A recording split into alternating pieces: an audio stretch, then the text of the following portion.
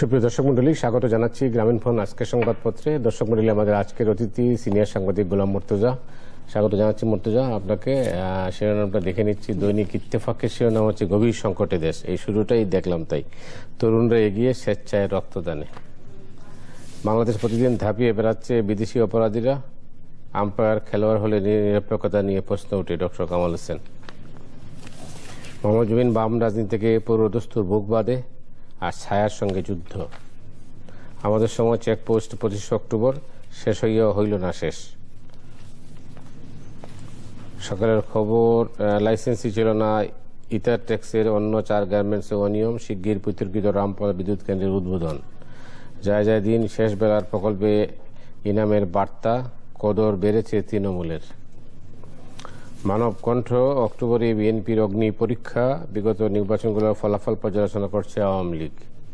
নয়া দিগন্ত, আন্তর্জাতিক উদ্যোগেও নেই আশার আলো, নড়েচড়ে বসছে দুদক।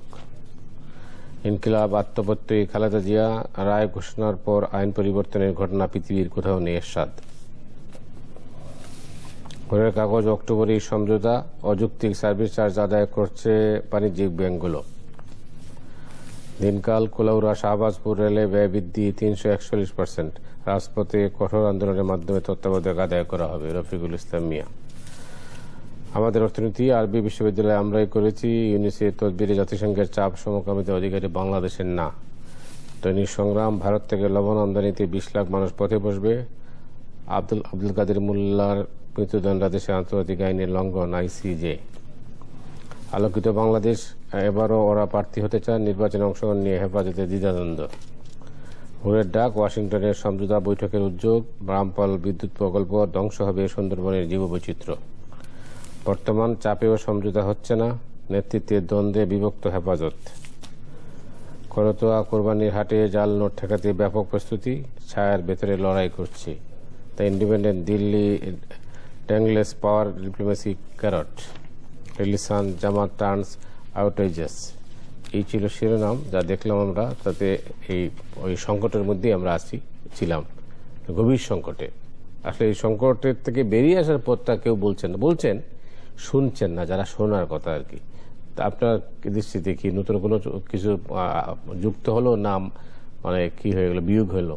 দেখুন, নতুন কোনো কিছু যুক্ত হবে আর এখানে রাজনৈতিক দলগুলো ছাড়া কারো নতুন কিছু যোগ করার নেই। রাজনৈতিক দলগুলো বলতে যেহেতু আমাদের বড় দুটি রাজনৈতিক দল এবং বড় দুটি রাজনৈতিক জোট, তো বিরোধী দল, বাংলাদেশের মতো দেশে বিরোধী দল আসলে সবসময় কিছুটা সুবিধাজনক অবস্থানে থাকে। সুবিধাজনক অবস্থানে থাকে এই কারণে যে জনসম্পৃক্ত যে সমস্ত বিষয় থাকে সেই সমস্ত বিষয়েও আমাদের যারা বিরোধী দলে থাকে, বিশেষ করে বিএনপির মতো বিরোধী দলের হলে সেটা আরো বেশি প্রকট হয় যে তারা সাধারণত সেই জনসম্পৃক্ত বিষয়গুলোকে সঠিকভাবে ধরতেও পারে না। সরকারের বিপক্ষে, সরকার পতনের আন্দোলন নয়, আমি বলছি সরকারকে চাপে রাখার যে বিষয়, যদি সরকারকে চাপে রাখতে পারে তাহলে সাধারণ জনমানুষ বিরোধী দলের উপরে খুশি হয় যে হ্যাঁ, আমার যে সমস্যা সেই সমস্যাটি বিরোধী দল ধরতে পেরেছে। যেমন ধরেন গত কিছুদিনে পেঁয়াজের দাম হঠাৎ করে অনেক বেড়ে গেছে, হয়তো বাড়ার যৌক্তিক কারণ আছে, হয়তোবা।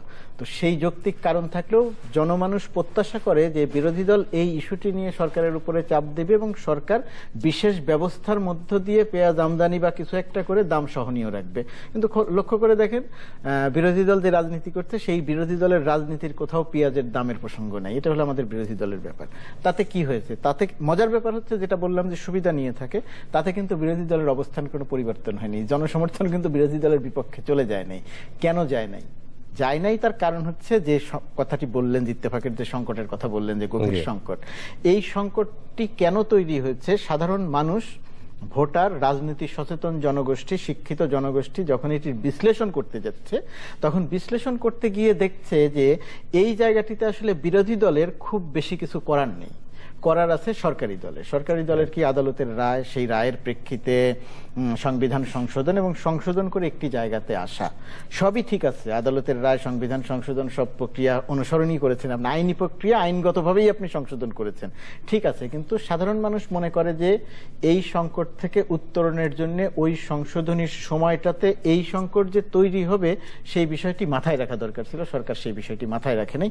অর্থাৎ প্রাথমিক অবস্থাতে দায়টা সরকারের উপরে গিয়ে পড়ছে। তো সরকারের উপরে গিয়ে দায় পড়লে এখন যখন আসছে যে এরকম একটি সংকট, সরকার যেভাবে চেয়েছিল যে আমরা ক্ষমতায় থেকে নির্বাচন করব, সংসদ বহাল রেখে নির্বাচন করব, তারা যদি বিরোধী দলকে আস্থায় নিতে পারত, বিরোধী দল যদি আস্থায় যেত যে হ্যাঁ ঠিক আছে এইভাবেই নির্বাচন হবে, তাহলে কিন্তু এতে কোনো সমস্যা। বিরোধী দল কেন, আপনার মহাজোটের শরিকরাও তো এর সাথে সম্পর্কিত না। এর সাথে সম্পর্কিত, আমি বলছি যদি সরকার আস্থায় নিতে পারতো তাহলে কিন্তু এই সংকট তৈরি হতো না। যেহেতু আস্থায় নিতে পারেন নাই, যেহেতু বিরোধী দল বলছে যে আমরা নির্বাচনে যাব না, যেহেতু মহাজোটের অন্যান্য শরিক এরশাদ সহ আরো অনেকে বলছে যে আমরা নির্বাচনে যাব না, সেই কারণে এখন পর্যন্ত যে ঘটনা প্রবাহ, সেই ঘটনা প্রবাহের পুরো দায় গিয়ে পড়ছে সরকারের উপরে। বিরোধী দল এইখানে তুলনামূলকভাবে, যেটা বললাম যে তুলনামূলক একটি ভালো অবস্থানে আছে।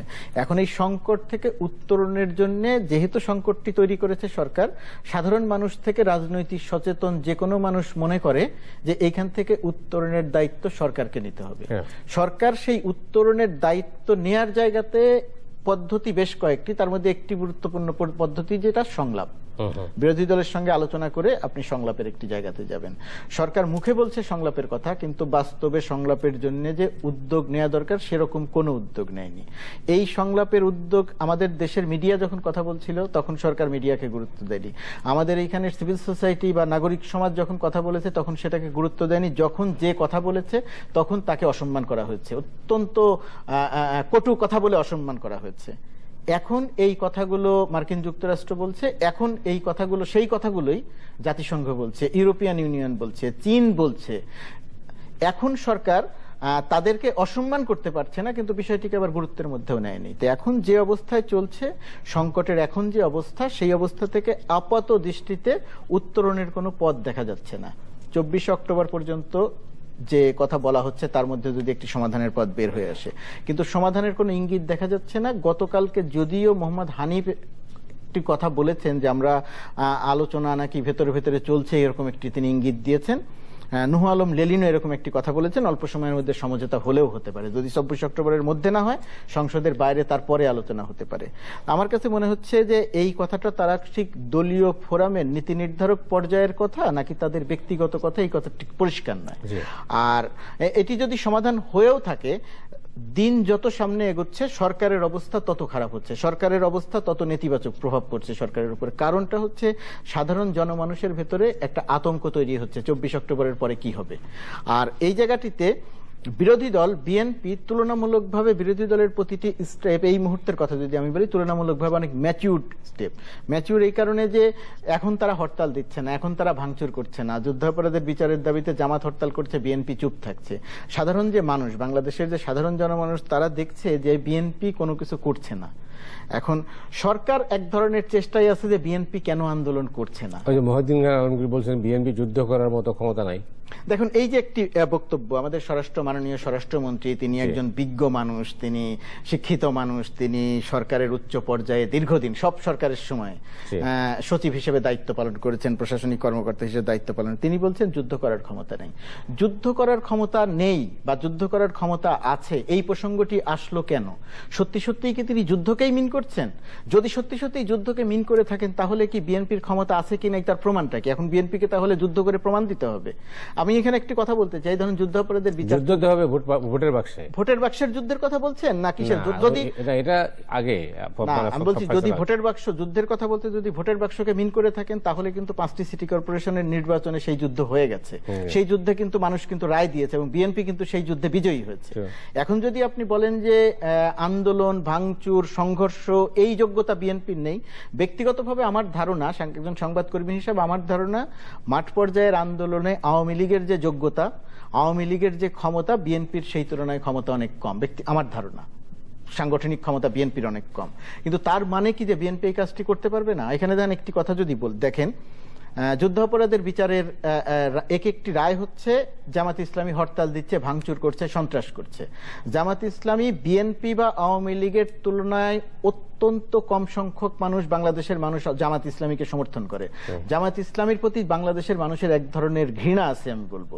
সেরকম একটি জায়গার থেকে যখন জামাত ইসলামী হরতাল দিচ্ছে, ভাঙচুর করছে, সন্ত্রাস করছে, রাষ্ট্র তার সর্বশক্তি দিয়ে একদিন 150 মানুষকে গুলি করে হত্যা করেও সেই আন্দোলন দমাতে তার কষ্ট হচ্ছে।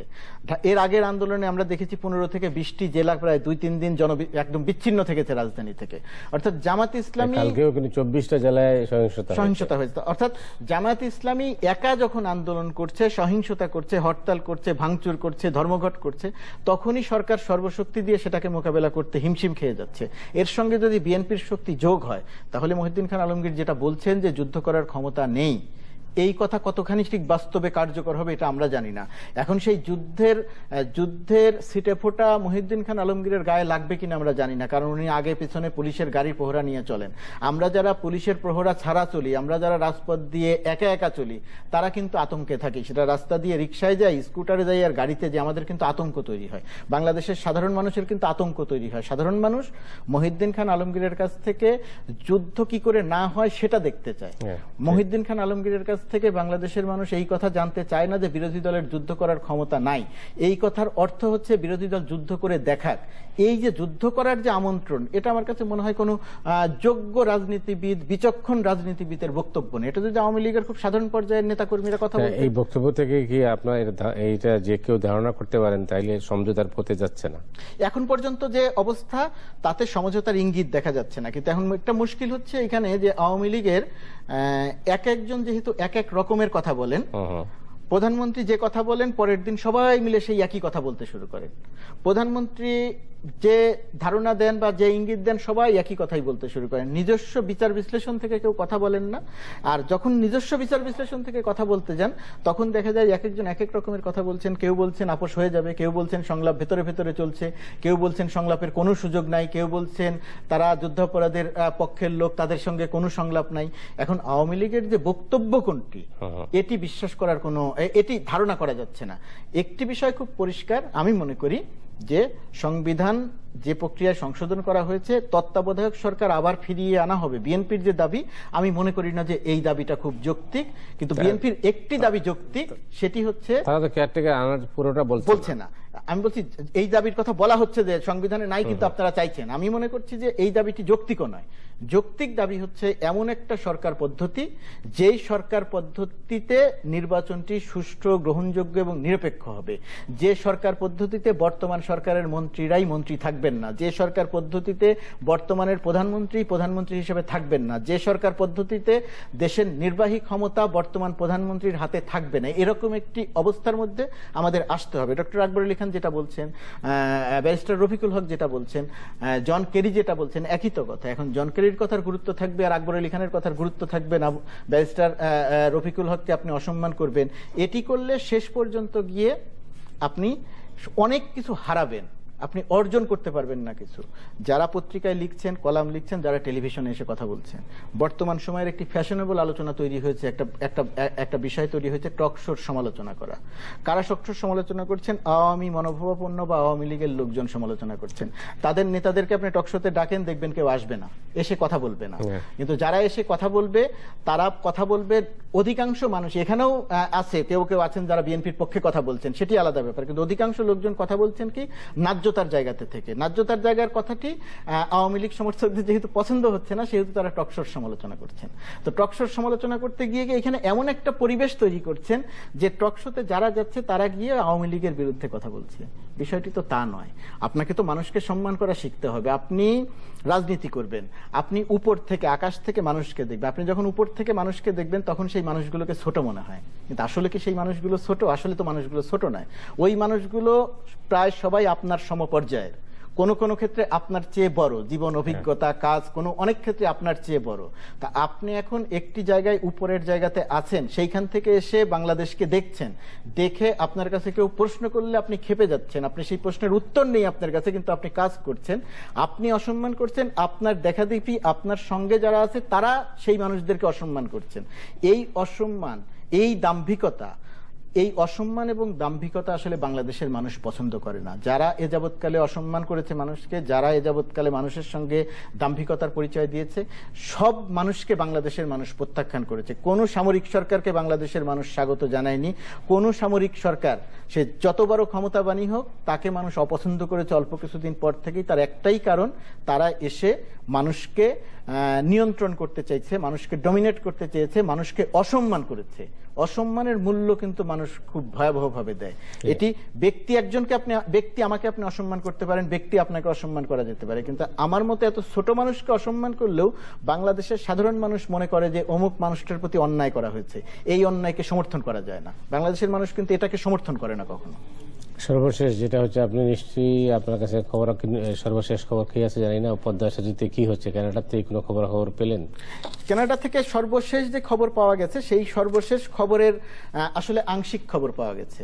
সাবেক প্রতিমন্ত্রী নাম এসেছে, আর আবুল হোসেনের নাম আসে নাই। সরকার পক্ষ থেকে যে বক্তব্য দেয়া হয়েছে, এই বক্তব্যটি একেবারেই সত্যের পুরোপুরি বিপরীত। ওই পর্যায়ের আলোচনা এখন পর্যন্ত হয়নি, আরো আলোচনা চলছে। কানাডাতে বাংলাদেশের যে সমস্ত সাংবাদিক আছে, তাদের অনেকের সঙ্গে আমার কথা হয়েছে। তারা সরাসরিভাবে ওই কাগজপত্র দেখেছে।